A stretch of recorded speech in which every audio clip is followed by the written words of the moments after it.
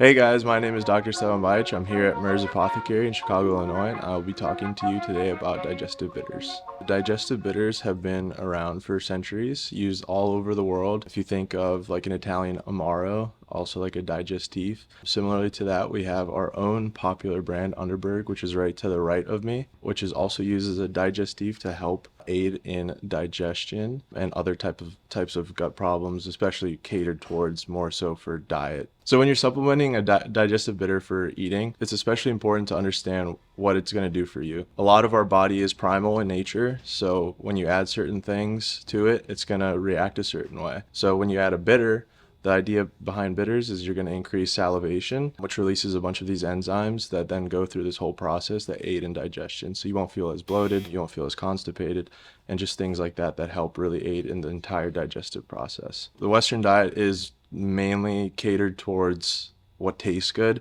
So we have a lot of salty foods, sweet foods. And one of those kind of taste glands that we've kind of forgotten about in the Western world is the bitter taste gland, which has its own pathway of helping out in digestion. Older kind of rituals and remedies have used this bitter type of food to help in the digestion.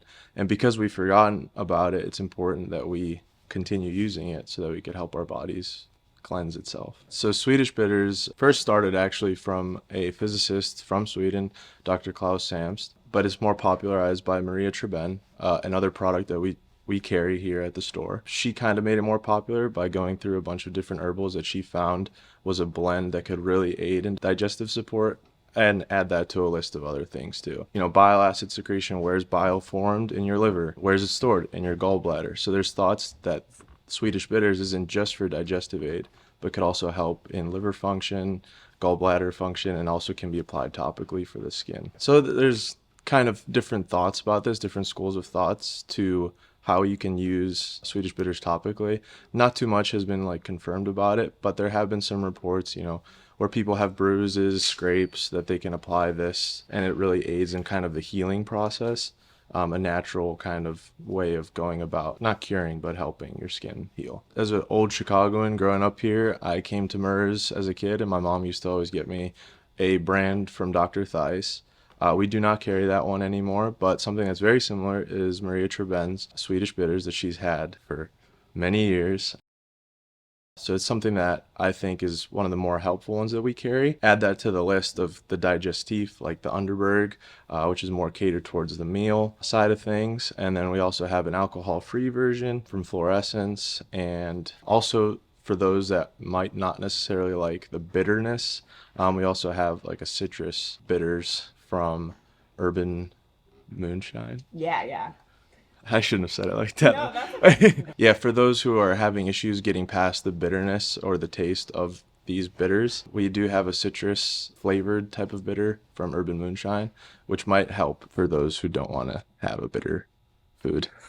Right. So how do you make your own Swedish bitters at home? First of all, you take your Maria Treben blend of Swedish bitters, just dry herbs, and then you take 750 milliliters of vodka or gin or schnapps. You put them together in a 2-liter glass container. That way you don't have any type of, filtrate getting in. And you let that sit for 21 to 28 days. And then after that whole process of letting it kind of ferment and get together, then you filter that out. And then there you go. You have your own Swedish bitters that you can make right at home. So taking Swedish bitters can become a good practice, especially for those that have constant bloating. I recommend that you take a Swedish bitter before eating a meal, especially if you're prone to becoming constipated or bloated after eating food. However, if it's kind of just a spur of the moment, oh, I feel bloated, you can also take Swedish bitters after the meal to help you feel better. Swedish bitters are kind of aiding you in this process of producing these enzymes that are made for the digestion.